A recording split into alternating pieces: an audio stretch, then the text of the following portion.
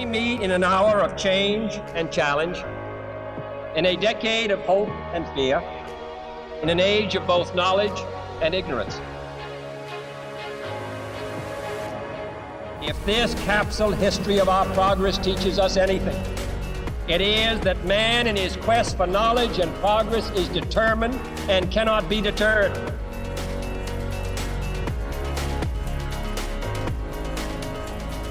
Because that goal will serve to organize and measure the best of our energies and skills. Because that challenge is one that we're willing to accept, one we are unwilling to postpone, and one we intend to win.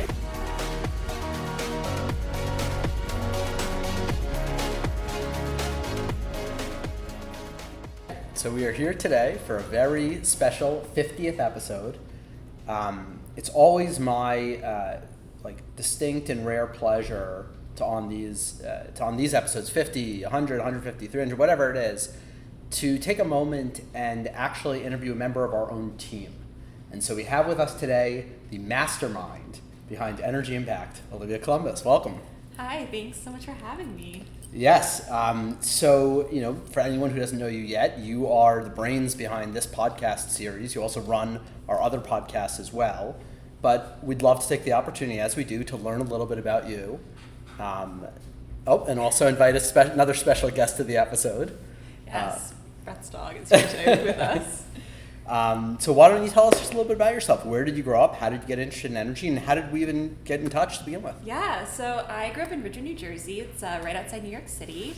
And growing up, I was really interested in multimedia work, video, photo. I started taking photography classes when I was in middle school and kind of continued that, and then design through high school and then into college. And when I was in college, I began working in, I studied strategic communications at the George Washington University, and I began working in human rights, doing communications work at a human rights organization, and that's how I got interested in ESG, and was really introduced to early ESG practices, concepts. We had a big conference at the organization I was with, and I got to be really involved in that. And then about a year after that, during COVID, I was looking for some sort of a job, something to fill my time, and I began a podcast with a former member of Congress. Which member of Congress? His name is Toby Moffett. He was a representative for the state of Connecticut in the 70s.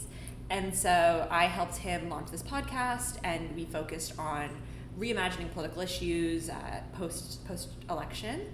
And the podcast was actually live, which was a lot harder than this. Terrifying, because there was always some sort of technical issue. Someone's power went out, someone's microphone went off, something like that. So I feel like I really dove headfirst sort of with that experience. And then when I came over here, it was much simpler, much easier. And so about 6 months after that, hopefully not too much easier. Hopefully we're working hard enough. No, it is work, but we're not doing it live. And so about 6 months after that, I got a message from Josh Mesner, who said his organization that he was working for was looking for someone to produce podcasts, and I've been here ever since. Yeah, that's interesting. So I think the first thing we'll have to do is kind of explore how you even got an offer, given that we've got a distinct policy of making sure that everyone has at least 2 years worth of work experience before coming here. So what exactly, how did you trick us into thinking that you were qualified to even have a job here? Yeah, so I was actually a senior in college when I got this message, and I'm also not entirely sure how I tricked you guys into letting me work here.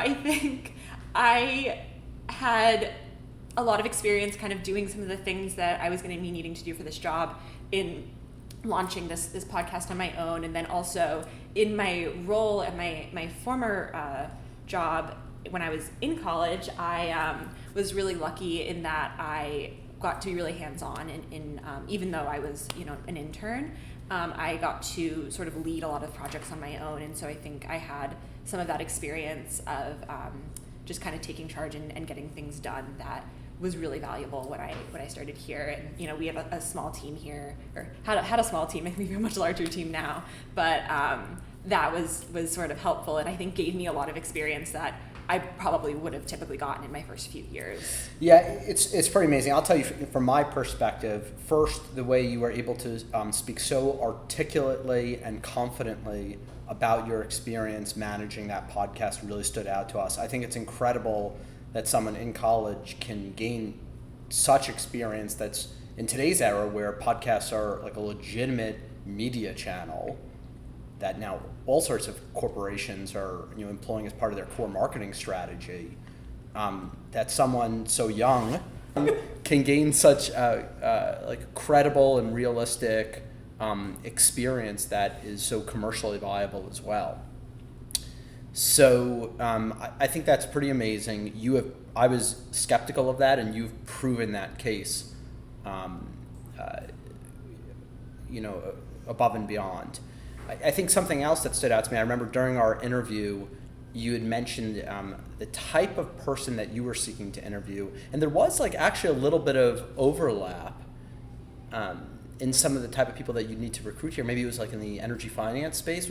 Did you come across finance people before, or what was that? Yeah, so in my former internship, we had a big ESG conference, and we interviewed about 300. We had 300 investors, and my role in that conference was actually conducting interviews for video, promotional content, things like that. And so I had no experience in the finance world about 3 weeks before that conference started, and so I just had to kind of dive in headfirst and really learn all of these terms and familiarize myself with some of the leading ESG institutions in the United States and abroad, and kind of get myself to speed so that I was able to accurately and appropriately communicate with these individuals and write questions and have these conversations with them. And so that was my initial introduction, and then I continued a lot of that work through the 9 months that I worked there, and I think I thought I knew more about it than I did. Since coming here, yeah. I am every day learning so much more, particularly about the role that finance and financial markets play in the energy system, the environmental, climate change, all of those sort of topics. And while I was much more exposed to the sort of social part of the ESG initiatives when I was at my former role, they're still very applicable, and I think it's even broader when you look at the sort of environmental and energy issues that are around that topic. And I think in the last year it's just it's boomed in terms of focus on that area, and it was such a great time, and sort of we were so lucky that we launched the podcast when we did, because I think we've only seen it just grow. Yeah. So what's it like? How do you put together a guest list? How do we even decide who goes on the podcast, and how do you get a hold of them? Yeah. So it was interesting, because I think when I started, we had a bit of a sense of what we wanted the podcast to be, but we still didn't have. We were still working that direction a little bit, and so when we're looking for people, we are really interested in individuals who are actually making change. Whether that be a very, very small couple of investors, or a government leader. It doesn't necessarily matter how high profile someone is. It's whether or not they're actually taking the effort and the initiative and making those changes. And so we look and try to monitor a wide breadth of people, and thankfully we have a really great team here who helps me with that job, and they're always referring me to people, and we've actually been really lucky in that a lot of our former guests have continued to refer new individuals to us, and for anyone who's listening, we love that when people write in and suggest other guests who they think might be relevant based on some of the people we've spoken to in the past. And so that's been really helpful as well. And then, just when we reach out to them, we try to figure out, who's the best person to get in contact with X, Y, or Z, and then we're really able to, typically I think we get a response pretty quickly. People are really excited to have these conversations because we are not, asking, we just want them to talk about their job, what they do, and kind of why they love what they do, and the impact that they're having. And I think this is a topic that a lot of people are excited to share. Yeah, it's pretty amazing. How did it feel the first time that people started emailing you trying to get on the show? That was pretty crazy. I think the first time I really experienced that was actually for our other podcast, which has been around for a little bit longer, so it's a little bit more something we're used to. But it was really interesting because I felt like, wow, we're really producing something that people see as being, really valuable and interesting, and I love anytime anyone writes in. It's always a great time. And so what happens? What's the process like? So we figure out a target. Either we reach out to them or they reach out to us. And then is there like a prep call that happens beforehand? Yeah, so typically we'll do a prep call with an individual. I think more recently we usually do it if someone wants to do so.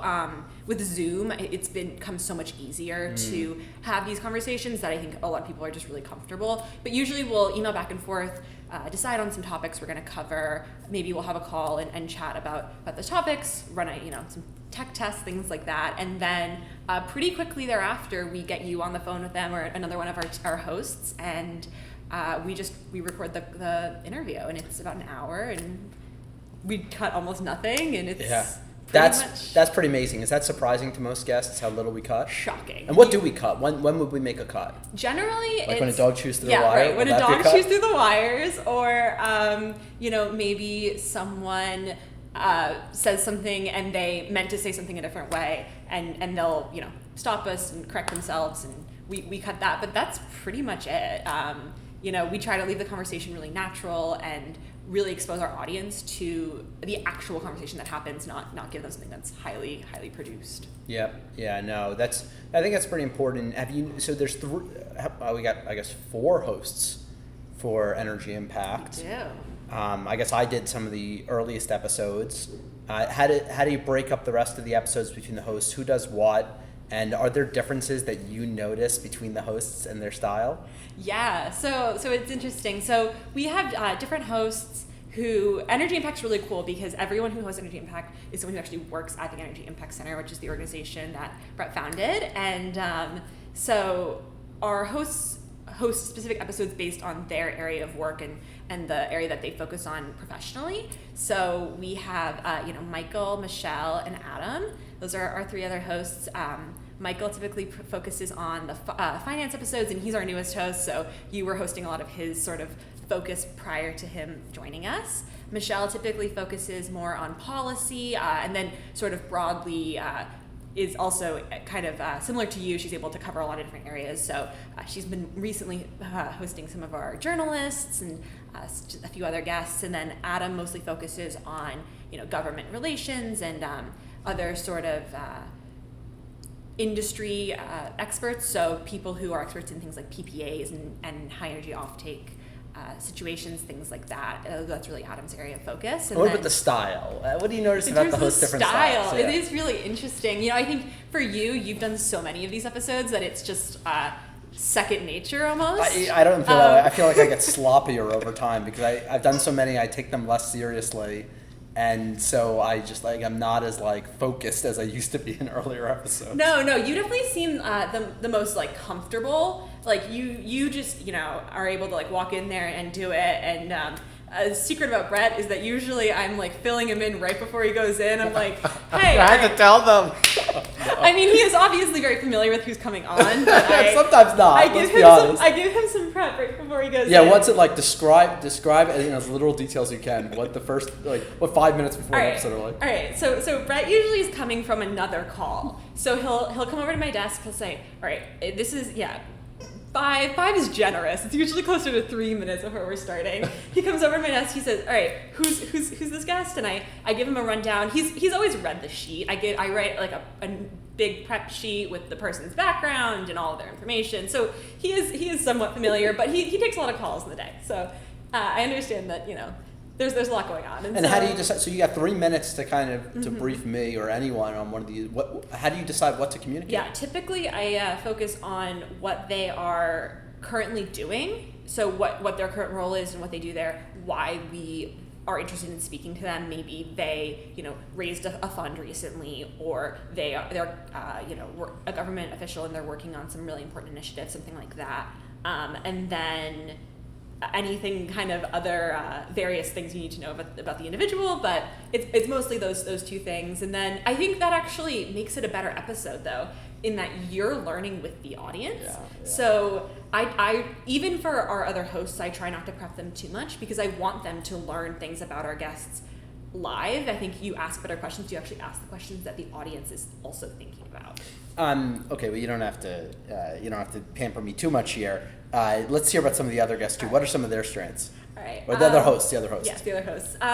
So I think all of our hosts have a different style, and I think what's really interesting and what I was thinking a lot about when Michael started and I was helping him sort of get familiar is that all of our hosts have a different way of introing their episodes. Oh, interesting. Everyone has their own little intro speech that they give. Okay, what are the differences? And so yours is very, you always say, so we are here with, and you say their name, and then you say where they work, and then you say, so-and-so, welcome to the podcast. Whereas I think, some of our other hosts maybe introduce it a little bit more like it's like a television show. That's great. And so, everyone has like a way of doing so, and it's really interesting how people have, chosen to do it, and I think it really is nice. Like, I'm sure people have different hosts, and they maybe like the way some hosts do certain things, and the way other hosts do other things. I think one thing that's kind of fun that Adam did for a while is whenever we would have someone on from a country, he would prep a list of facts about that country. So things like that, that everyone does, and it really makes it fun, and I think it makes it more interesting because not only are you getting to listen to a different guest, you're getting to listen to a different host. Yeah, no, it's pretty interesting that each host has a little bit of a different style. I like it. I like listening to different hosts, and I learn a lot. I was always a little bit nervous about, not nervous, but like you really want to hear yourself speak for an hour, but like I really do enjoy the content.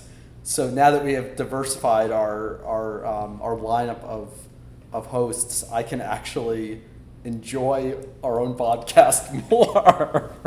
That's fair. I know I'm always like interested when our other team members have feedback on each other's episodes. Like, I think it's really interesting to hear, the feedback on the conversations, because it's just interesting, like, if someone else had hosted that episode, what would they have gotten into? Where would the conversation have gone, and how could that be different? But that's also why we sort of try to match up people with their area of expertise, because I think we're pulling out the best of what we can. Yeah, exactly. Any like big surprises or like things that have come up, or have we ever is there been any controversy with any of our episodes? I don't think not on this podcast. Not on this podcast. Okay, so all right, yeah, maybe explain the other podcasts that you produce. So I just want to clarify. Energy Impact Center is your baby. Like, you came up with the idea, you launched it. You hustled an amazing first guest, Stephen Chu. That was awesome. Yeah, that was crazy. Former Nobel laureate, former Secretary of Energy, and you got him on our first episode. Kudos to you. Can't give you enough props. So that's your baby, but you also manage, what's our other podcast? So our other podcast is called Titans of Nuclear, and Titans focuses exclusively on members of the nuclear industry. And, I think on Titans we've actually had... So for context, Brett launched Titans of Nuclear about 4 years ago as a way to explore the nuclear space, and that's kind of how we got this whole concept of interviewing someone from our team every 100 episodes or every 50 episodes started. Brett was the 100th guest on Titans of Nuclear, and that's continued, and so we've brought that tradition over to EIP, and I definitely do feel like EIP is very much my baby, and Titans is very much your baby. But they both have great intro music. But they do both have great intro music, and yes, Brett made Titans' intro, and I made EIP's intro. I love the Energy Impact podcast intro music. Can you explain like what it is and what the process was like to create that as well? Yeah, so I really wanted to tie in the theme of the Titans intro, so on Titans, the intro is a speech about atomic energy from Eisenhower, right. Atoms for Peace. It's a very famous speech. Yeah. And so when we were launching EIP, we were actually also undergoing a brand relaunch at the Energy Impact Center broadly. And so I wanted to both tie in that brand relaunch while also tying in some elements from our other podcasts to kind of weave everything together.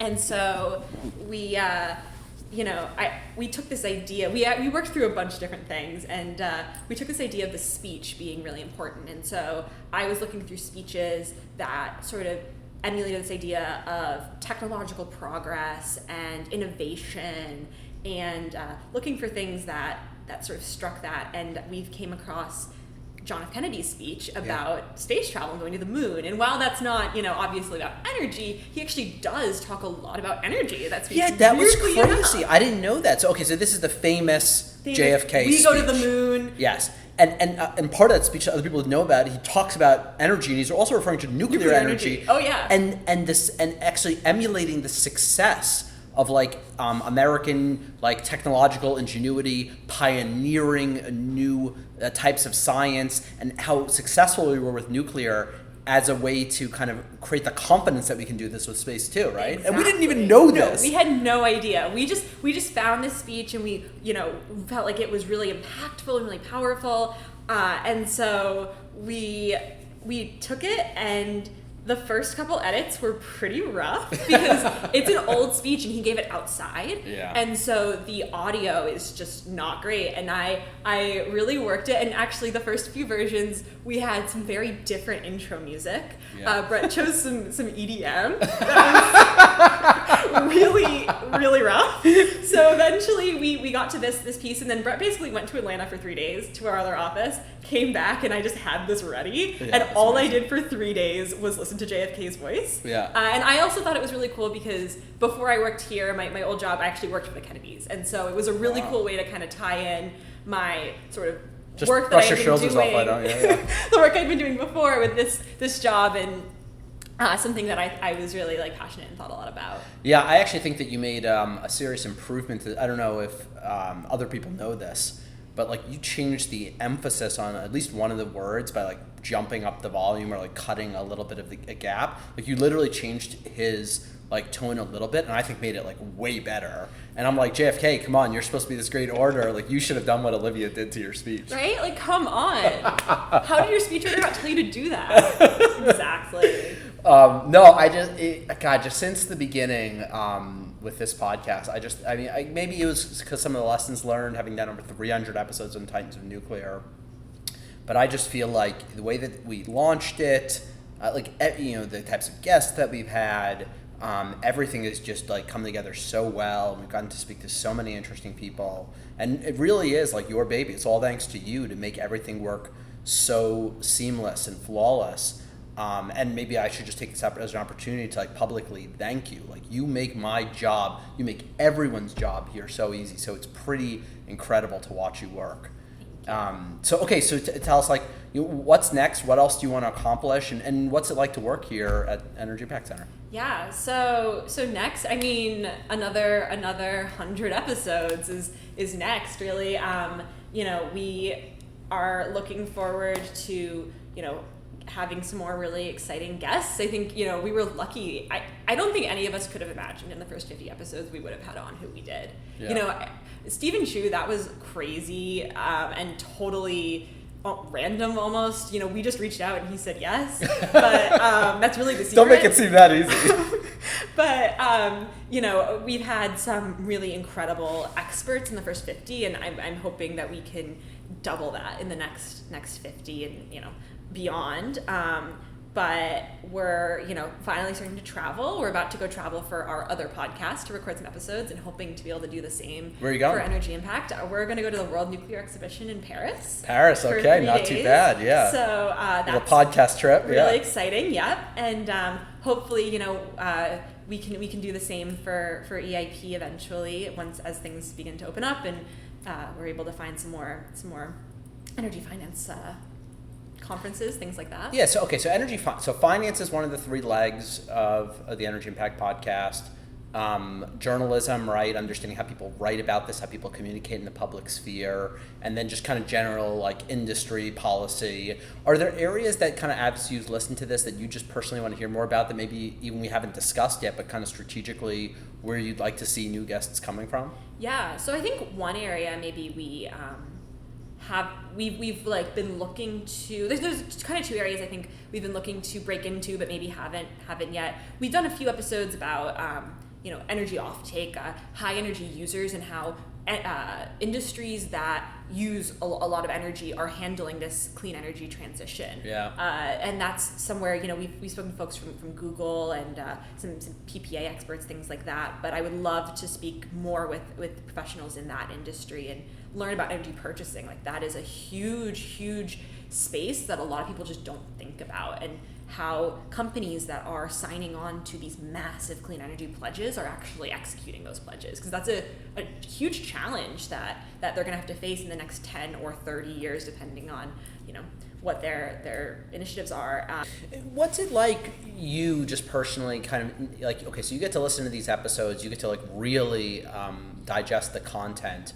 When you like read the newspaper about energy, what's it like? Like, does it line up with what you read, or do you have a special insight maybe that even like that other like kind of public thought leaders don't have on this? How do you think about just energy more broadly? Yeah, I think I'm maybe more critical than I was necessarily a year ago.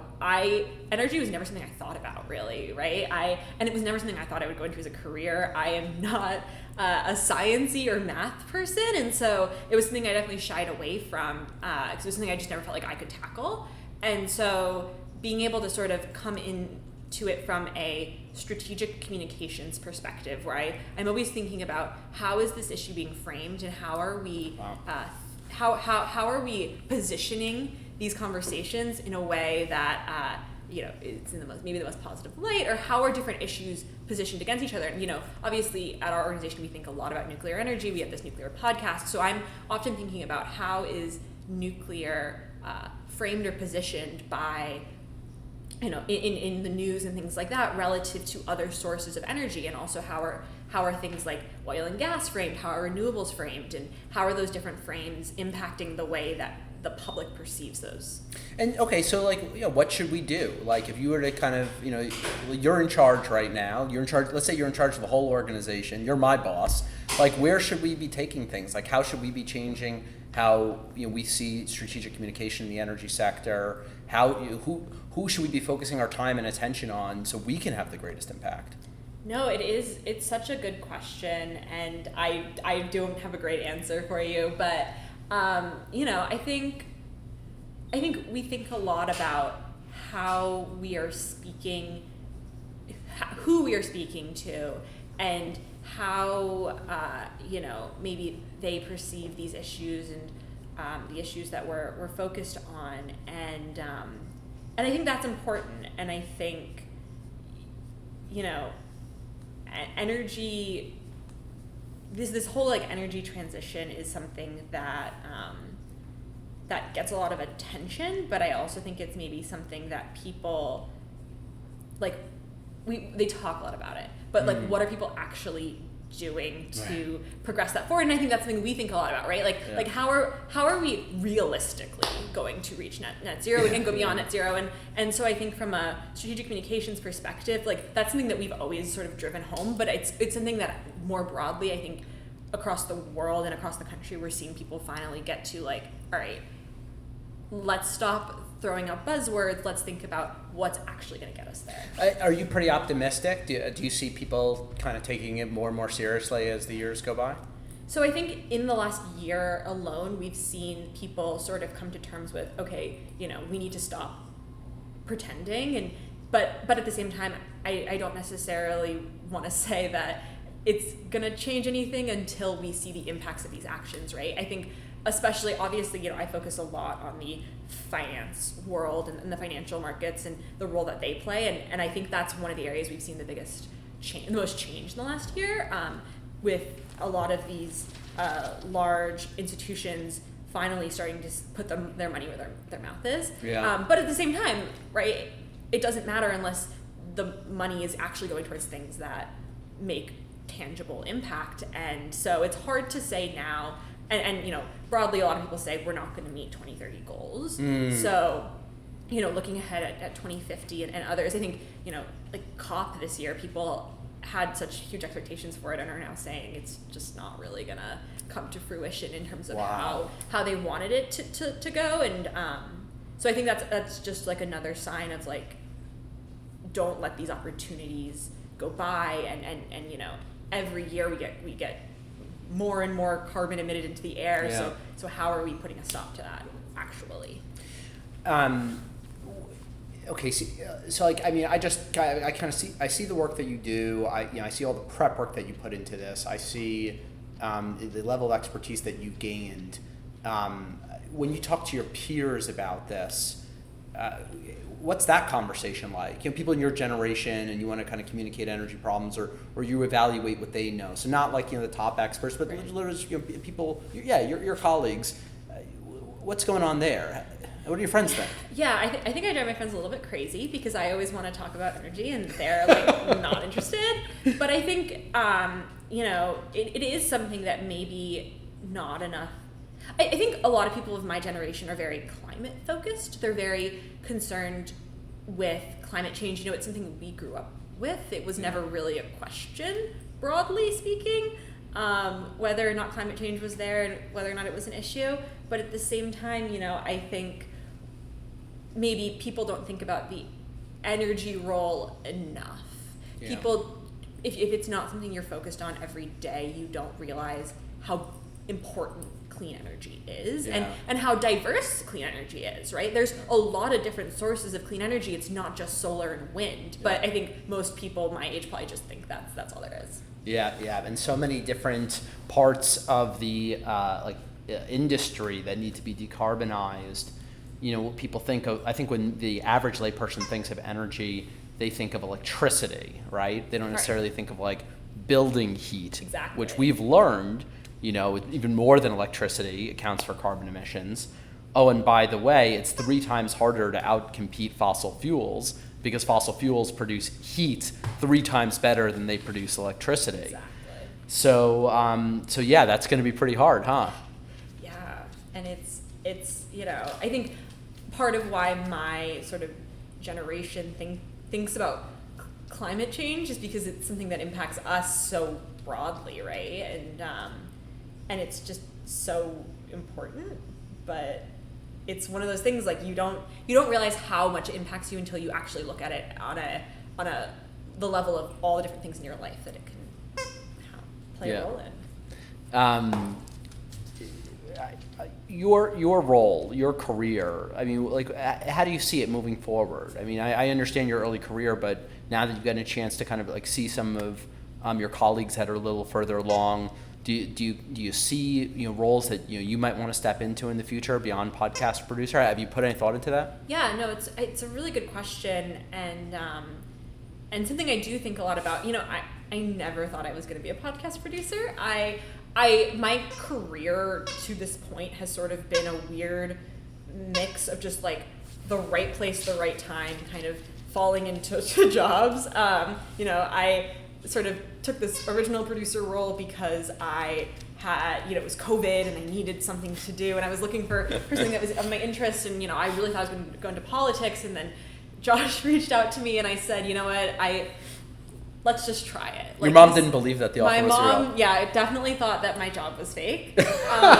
My mom thinks the same thing. She still doesn't believe I have a job.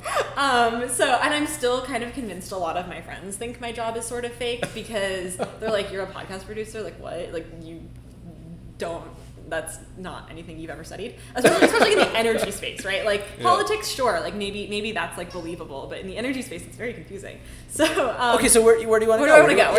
Yeah. I think I'm more and more interested in sort of the strategic role that organizations like ours are able to play in the energy space, and sort of how you can mix strategic communications and marketing and policy to sort of advance efforts, like our organization does, and how to move that forward. And I think the podcast is one part of that.